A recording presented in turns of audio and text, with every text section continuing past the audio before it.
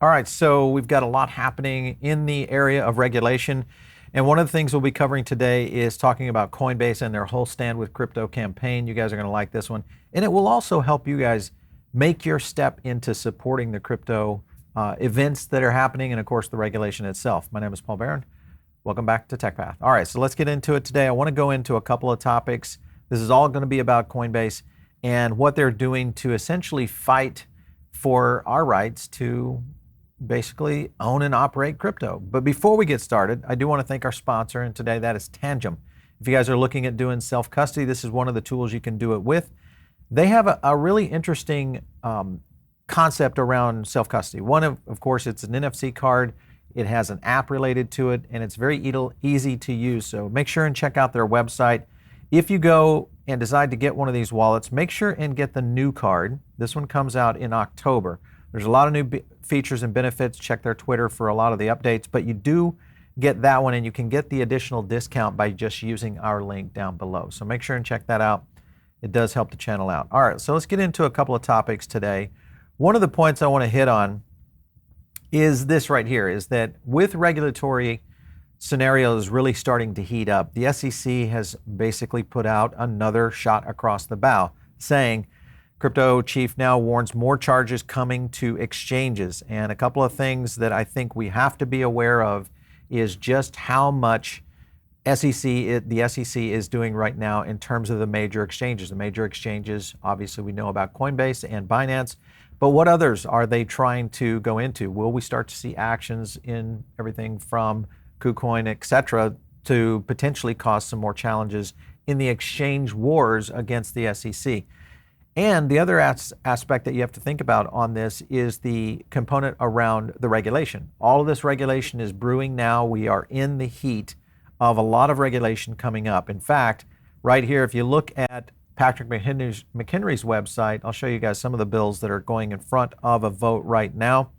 The Power of the Mint Act, CBDC Anti-Surveillance State Act, and the Digital Dollar Prevention Act. This is basically all anti-CBDC. All of this, of course, will be going in for votes very quickly. We're going to try to do a video for you guys to cover this and give you the results of this as it starts to resolve here. So lots happening there around legislation.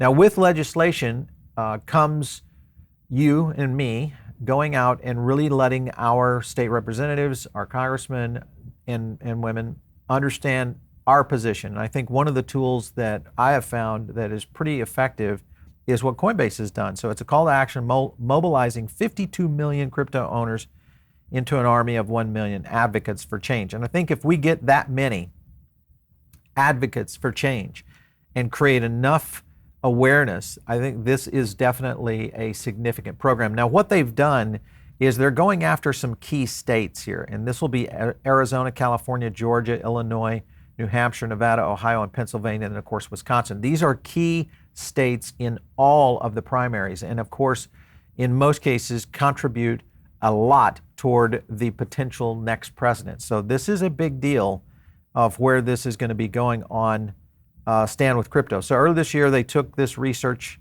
project on. 87% of Americans believe that financial system needs changing. Okay, I would agree with that. 51% of Americans believe that America's financial system does not work fairly for everyone. And I think that would make sense based on just the demographic cut that we're already starting to see. And then 63% of crypto owners agree that the system unfairly favors powerful interests.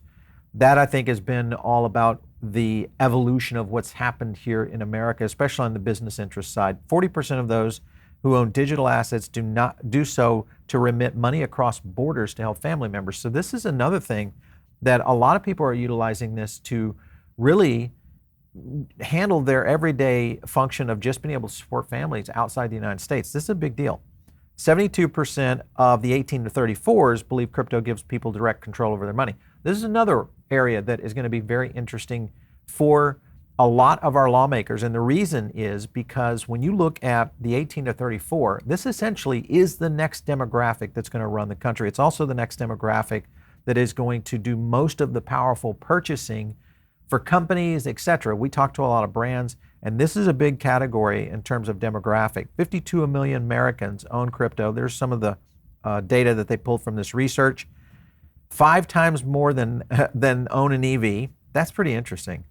3.5 times more Americans than belong to a union. And you can kind of see some of the scenarios at play there. 52 million that own crypto also have 75% have an income of less than 100K. 60% are Gen Z and millennials.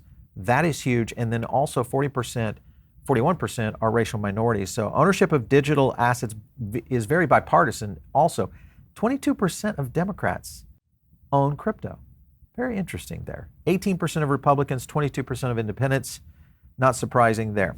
All right, a couple other things I wanted to feature here. A couple things here that I thought was interesting. This was interesting. 46% of surveyed Fortune 500 executives count regulatory murkiness as a barrier to investment. That to me is pretty telling. It's also very interesting. I mean, when we do some of our consulting work, we work with a lot of big companies, and this is usually the first question that's asked. How does the regulatory framework and what does it look like currently, and what's the possibility of this getting done? That's the problem. I think Coinbase obviously recognizes Financial Innovation and Technology for the 21st Century Act. This is the FIT21 Act that everybody's seen. We did a full video on that. If you guys have not followed that, make sure and check it out. A lot happening here, specific focus on 9 key states. We mentioned those following states. There they are again. And then a couple other points I want to make. This is an interesting, it's an interesting function of what they're doing. They have a call maker. I'll show it to you in a second. And then last up here says on September 27th, there'll be a Stand with Crypto Day. Innovators, entrepreneurs around the country fly into D.C. To be with public advocates and members of Congress and government officials. That's going to be a pretty huge event there on the 27th. Maybe that we should do that. We'll see. All right, let's move on here. Here is the Stand with Crypto component. Now, what they've done is they've made it very easy. I'll drop a link down below to this website because this is going to get you guys directly into it. So you can call your congressman, so you can get started right there on the screen. You can email your congressman, and what happens when you actually click that button? All right, so we can get started here.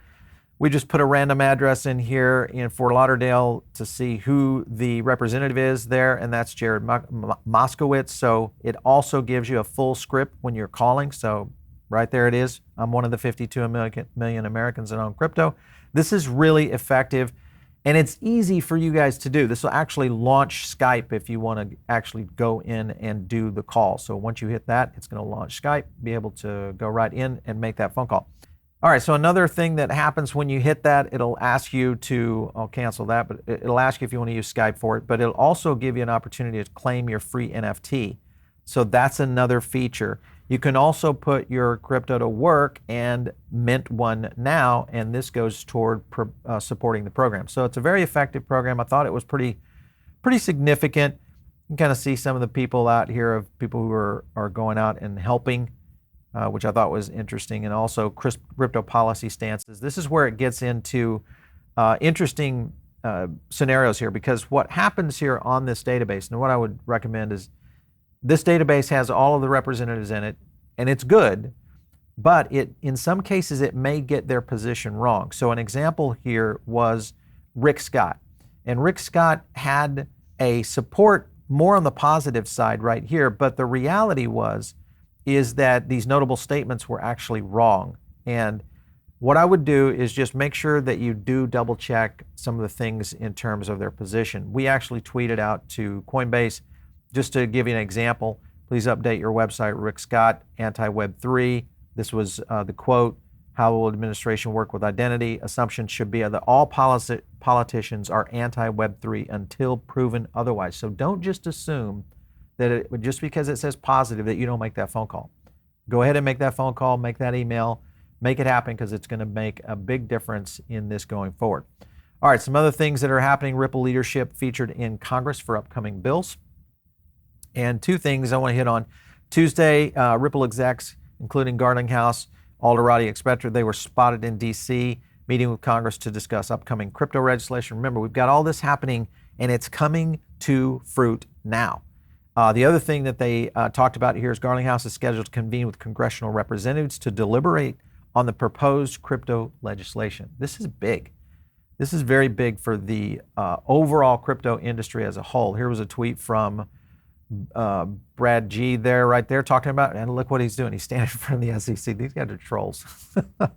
Having fun, I guess. But this is a serious note, and that is that you've got at least some companies out here like Ripple, like Coinbase, and many others that are really putting a good foot forward in trying to get things going on the legislative front. And I think this is very important. If you are in crypto in any capacity, Web3, NFTs, you're a creator, you're a developer, you're a startup company, now's the time, guys. Now is the time. So we'll leave a link down below so you can get to at least the Stand With Crypto website. Make some emails, go out and make some phone calls. These will make a difference. Do not tweet your congressman or your lawmaker. These have no effect whatsoever. That's basically shouting into the ether.